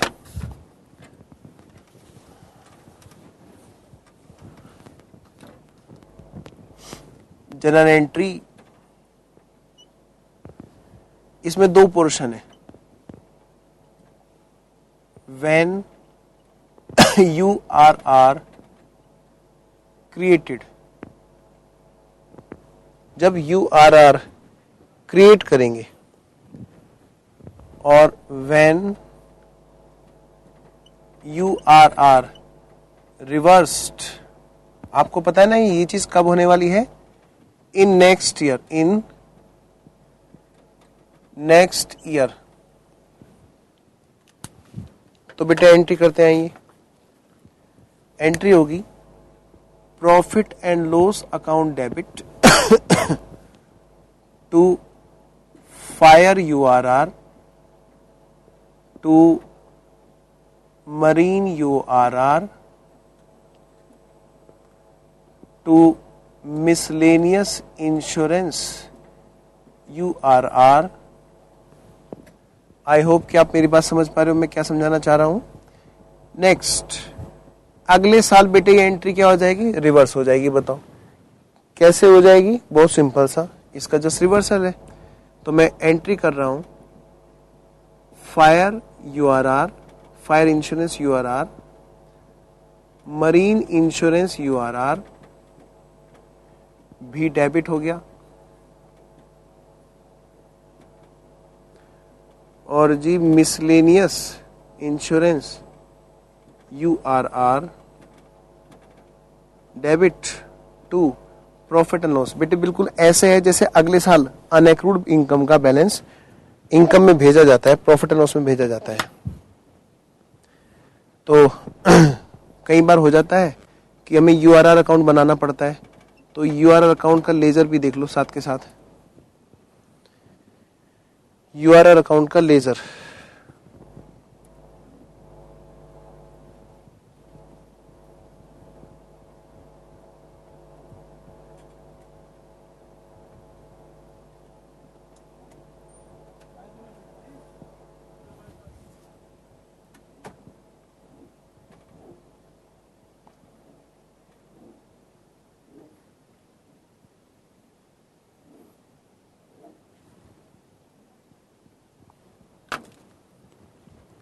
हाँ जी बेटे, यूआरआर अकाउंट अमाउंट जो डेबिट वाली है, फायर, मरीन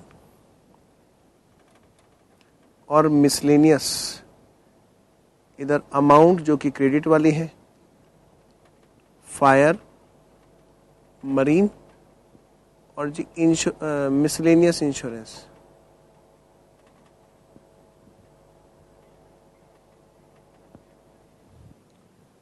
हाँ जी बेटे, डेट, पार्टिकुलर्स, डेट, पार्टिकुलर्स,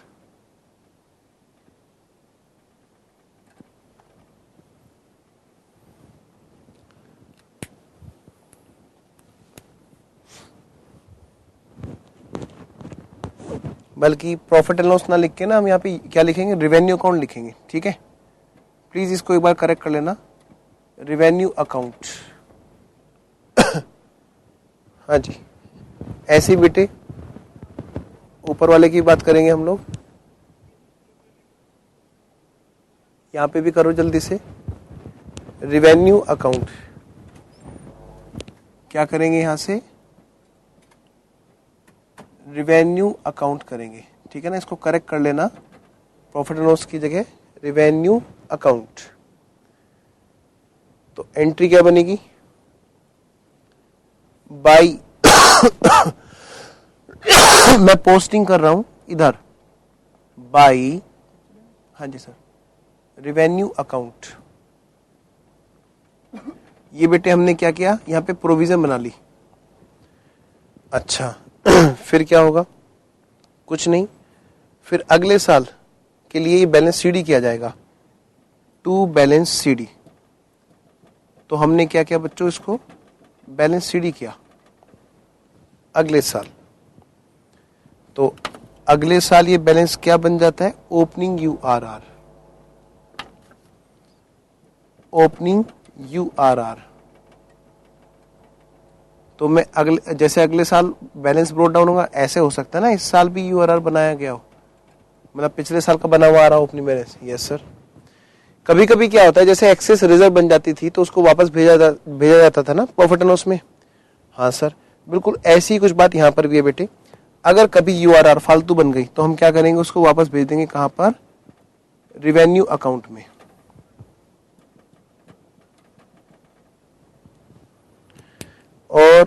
और मैंने मान लिया कि आपने लेजर बना लिया है, तो आइए फिर हम लोग चलते हैं क्वेश्चंस की तरफ। सब बच्चे असाइनमेंट खोलेंगे जिन्होंने बना लिया है, और जिन शैतानों ने बनाया नहीं है बना लो से जल्दी से।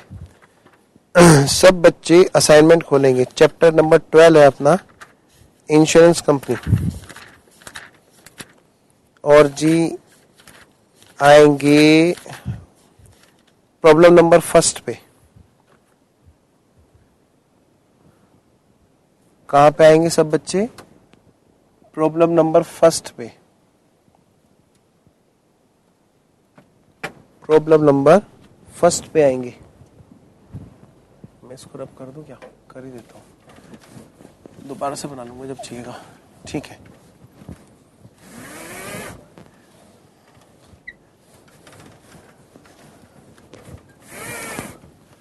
प्रॉब्लम नंबर फर्स्ट पढ़ो तो जरा।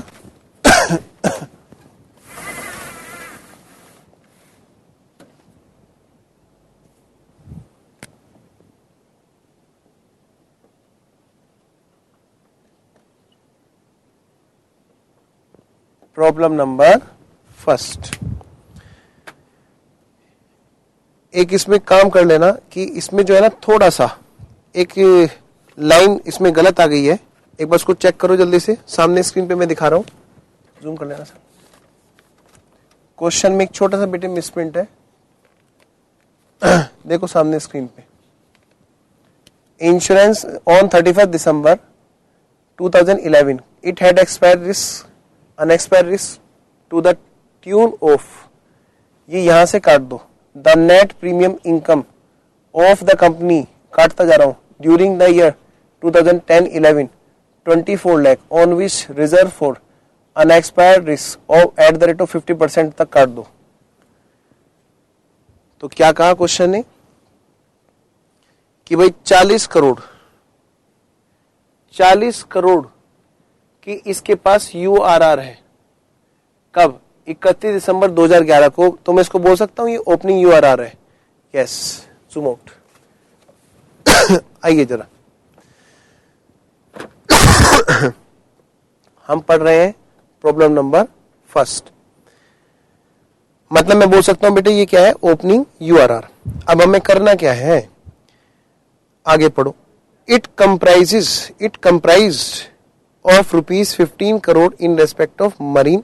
कह रहे इस ओपनिंग URR का जो बैलेंस है उसमें क्या क्या चीजें शामिल है। एक काम ना करो, मैं इसका एक ग्राफ बना देता हूं। हाँ सर, ग्राफ बना दो। हमें 2012 की स्टार्टिंग में बता रखा है, यहां पे ओपनिंग बैलेंस, ओपनिंग वाला URR है जिसमें 1 2, एक तो जो है वो है जी ओपनिंग URR तो है पहली बात तो 40 करोड़ का। अच्छा, 40 करोड़ का तो है, लेकिन इसके 3 हिस्से हैं। 40 करोड़ के URR के 3 हिस्से हैं। पहला है बच्चों कितने का? 15 करोड़ है मरीन वाला, ये वाला है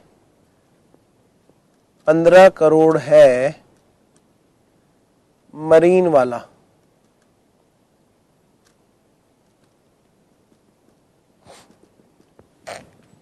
दूसरा फिर है बेटे फायर वाला।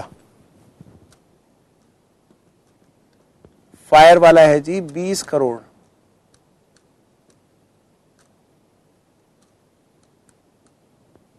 Number 3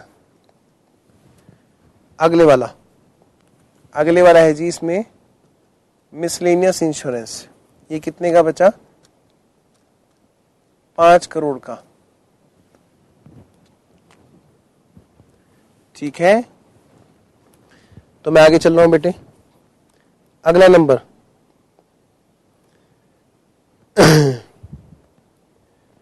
it is the practice of Indian company. ये इंडियन कंपनी की प्रैक्टिस है कि वो रिजर्व बना के चलती है, 100% बना के चलती है मरीन के केस में। तो कहना चाहता है क्या? मरीन के केस में हमेशा, मरीन के केस में हमेशा 100% प्रीमियम का रिजर्व बनेगा, URR बनेगा। क्वेश्चन हमें ये बता रहा है। और क्या बता रहा है बेटे? और 50% बनेगा फायर और मिसलेनियस के केस में। जो फायर है और या फिर मिसलेनियस है, इनके केस में बनेगा 50% URR। तो सेकंड पॉइंट के बाद में अब देखो क्या कहता है क्वेश्चन। थर्ड पॉइंट की बात करो। थर्ड पॉइंट में कह रहा है जो प्रीमियम कलेक्ट हुआ ना इन रेस्पेक्ट ऑफ पॉलिसी जो हमने इशू की है, इन रेस्पेक्ट ऑफ पॉलिसी जो हमने इशू की है, ठीक है। क्या हुआ जी, कह रहे 18 करोड़ का प्रीमियम तो मरीन के केस में आया, अच्छी बात है, 18 करोड़ का आया। और बताओ, और 43 करोड़ आया मिसलेनियस फायर के केस में, और मिसलेनियस के केस में आया बेटे 12 करोड़। और जो दूसरी कंपनी है उनसे जो बिजनेस हमारे पास एक्सेप्ट हुआ था, हाँ, उनके केस में other insurance companies in respect of risk undertaken, उनके केस में बेटे प्रीमियम पेड पेबल बता रखा है और कुछ और भी बता रखा है कि कितने रुपए का ये सब चीजें आई हुई हैं। प्रीमियम जो हमें रिसीवेबल है अदर कंपनीज से, ये बी पोर्शन है। फिर सी पोर्शन इसमें नीचे लिखना छूट गया है, देखो तो जरा सर, जूम करना एक बार, ये देखो बेटे, ये प्रीमियम से पहले सी वर्ड लिख लेना, यहां पर मैं कह रहा हूं, जूम कर लेना इधर, हाँ, यहां पे बेटे सी वर्ड लिख लेना। तो जो पहले वाला प्रीमियम है ना, in insurance in respect of, क्या स्पेलिंग लिख रखी है इन्होंने भी, insurance in respect of policies issued, तो ये तो है बेटे डायरेक्ट की बात, ए। दूसरी बात है अदर कंपनी से जो आया उनकी बात है कितना, 7 करोड़। तीसरी बात है जो हमने to others other insurance company को जो बिजनेस हमने सीड किया, तो सी वाला पॉइंट बेटे बिजनेस सीड करने के प्रीमियम की बात बता रहा है, बी वाला पॉइंट इंश्योरेंस पे जो है ना, जो बिजनेस हमने अदर वाले का रिस्क अंडरटेकन यानी कि बिजनेस एक्सेप्टेड की बात बता रहा है, बी पॉइंट। और ए पॉइंट तो बेटे डायरेक्ट की बात कर रहा है, जो खुद हमने पॉलिसी इशू की है, जूम आउट। तो ये जो बात बता रहा है हमें, किसकी बात बता रहा है, हमें बात बता रहा है ये पहला पॉइंट ए वाला, खुद हमारे उसकी बात बता रहा है, हमारे बिजनेस की। दूसरे वाला पॉइंट बता रहा है हमें किसकी बात, जो बिजनेस हमने एक्सेप्ट किया किसी का बिजनेस। और तीसरे वाले जो है वो हमें क्या बात बता रहा है, जो बिजनेस हमने सीड किया। अल्टीमेटली है क्या चीज, हमें प्रीमियम अर्न हुआ ना, बिल्कुल सही बात है। तो एक तो छोटा सा शेड्यूल किस बात का, वो इस बात का जिससे निकल आए कि हमारा साल भर का प्रीमियम अर्न कितना हुआ। यहां पर क्योंकि प्रीवियस ईयर की फिगर नहीं दे रखी है इसलिए मैं उनको हटा रहा हूं। फायर, मरीन और miscellaneous, schedule third, premium earned. Zoom कर लेना सर। एक तो कौन सा है बेटे, डायरेक्ट बिजनेस बच्चों, क्या है, डायरेक्ट बिजनेस।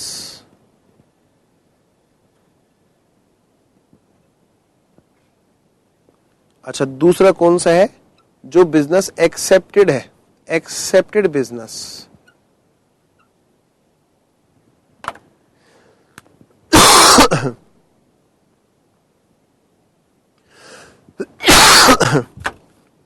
अगले वाला है सीडेड बिजनेस, जो बिजनेस डायरेक्ट हमें मिला, उस पर हमें इंश्योरेंस मिला, प्रीमियम, ठीक है, जो हमने कलेक्ट हुआ। बेटे कोई ओपनिंग क्लोजिंग रिसीवेबल नहीं दे रखा है, तो हम मानेंगे जो कलेक्टेड है वही अर्न है। तो फायर के केस में, मरीन के केस में, और अच्छा मिसलेनियस के केस में, फायर के केस में कितने का है, 43, और मरीन के केस में कितने का है बेटे, 18, और मिसलेनियस के केस में कितने का है, 12। ध्यान से, दूसरी बात, अदर इंश्योरेंस से जो हमने रिस्क लिया उसमें कुछ बात करेंगे, बिल्कुल ठीक है। हाँ जी, ध्यान से बच्चों, फायर के केस में कितना, 5, यहां पे भी तो प्रीमियम की बात है। अच्छा, फिर आगे देखो, जो सीडेड है, अच्छा उसकी बात करते हैं, आगे छोड़ो, कितनी उनकी, 4, उनके में कितने का है, मिसलेनियस के केस में 4 का, फायर 5, मरीन में कितना, 7। कॉलम आगे पीछे हो गए तो हम बनाएंगे अपने अकॉर्डिंग, जैसे हमें बनाना एग्जाम में। फिर मिसलेनियस कितने का है 4। ये दोनों तो जुड़ने हैं क्योंकि ये प्रीमियम हमें रिसीव हो रहा है, ये भी हमें रिसीव हो रहा है, और ये सीडेड बिजनेस पर हम क्या करेंगे बेटे, प्रीमियम पे करेंगे आगे। तो फायर के केस में कितने का प्रीमियम है जो हम आगे ट्रांसफर करेंगे? फायर के केस में है 4.3 माइनस करेंगे, और बच्चों मरीन के केस में 6.7 माइनस करेंगे। अच्छा, और मिसलेनियस के केस में 7 है जो कि माइनस करेंगे। जरा करना तो सर, कैलकुलेटर नहीं है क्या यहाँ पे? हाँ यहीं पे रखा होगा, बाहर ही रखा हुआ है।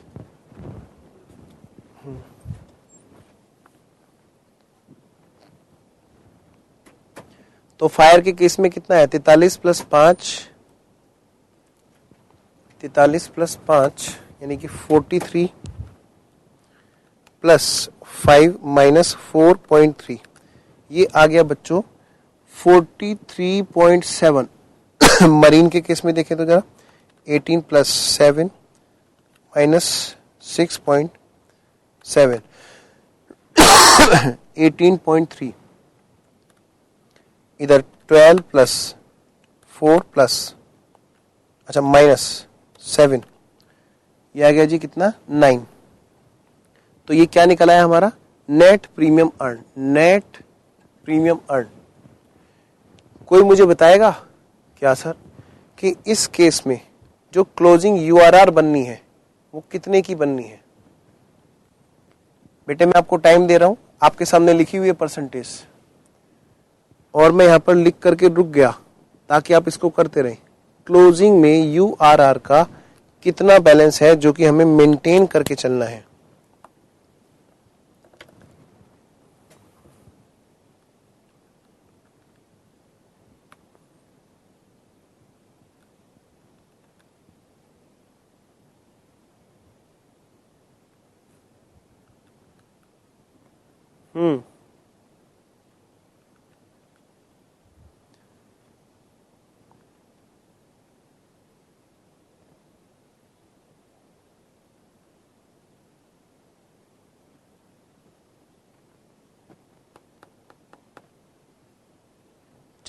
चलिए जी, आ जाओ बच्चों।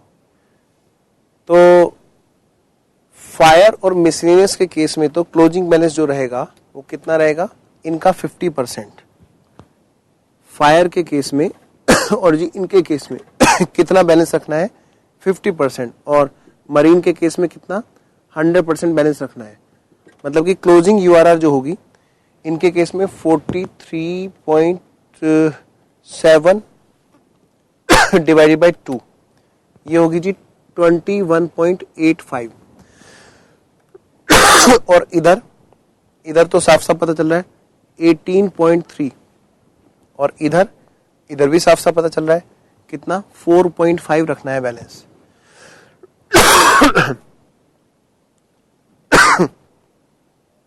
आई होप कि आपको इतनी बात समझ में आ रही है।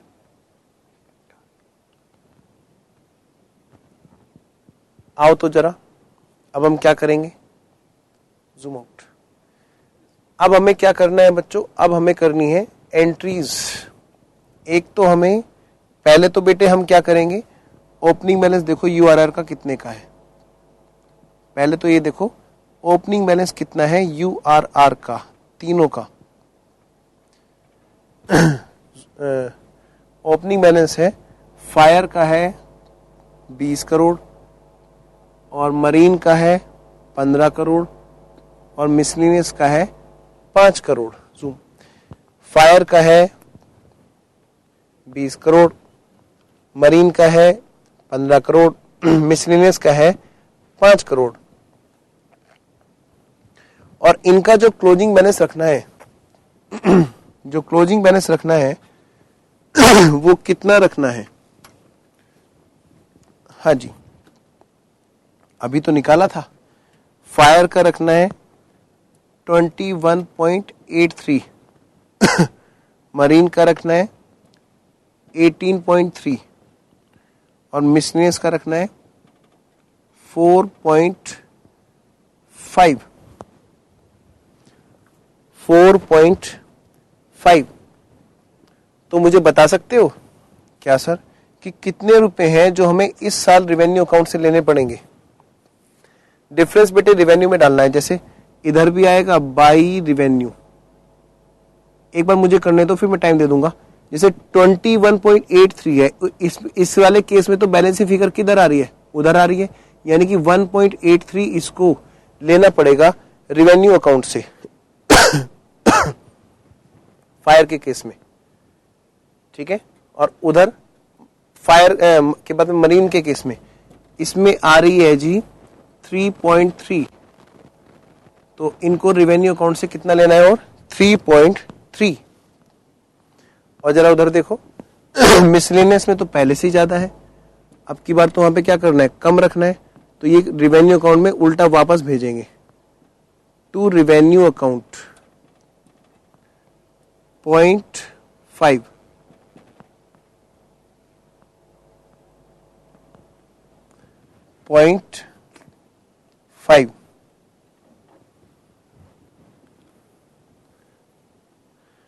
हाँ जी बेटा, तो मैं मान रहा हूं कि इतनी बातें सबको क्लियर हैं। सर इसकी जनरल एंट्री बता दो ना। अभी बताता हूं। अब इस केस में क्या जनरल एंट्री होगी? आप सभी लोग समझदार हैं। ऐसे केस में क्या जनरल एंट्री होगी? दो एंट्री होगी, एक तो ये वाली revenue account debit to fire और to marine. Revenue account debit to fire और टू मरीन URR। हाँ जी, जनरल एंट्री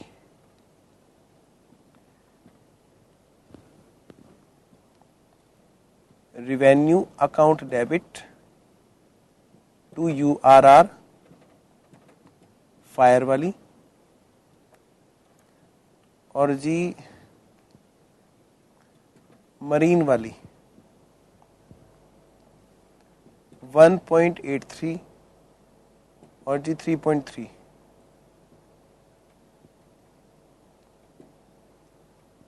तीन और चार और एक 5.13। अगली entry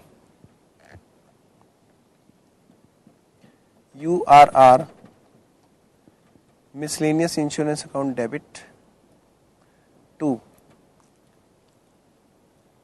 revenue account 0.5।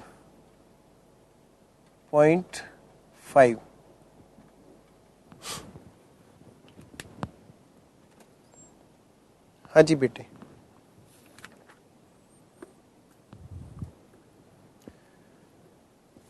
I hope को कि आपको इतनी बात समझ में आ रही है।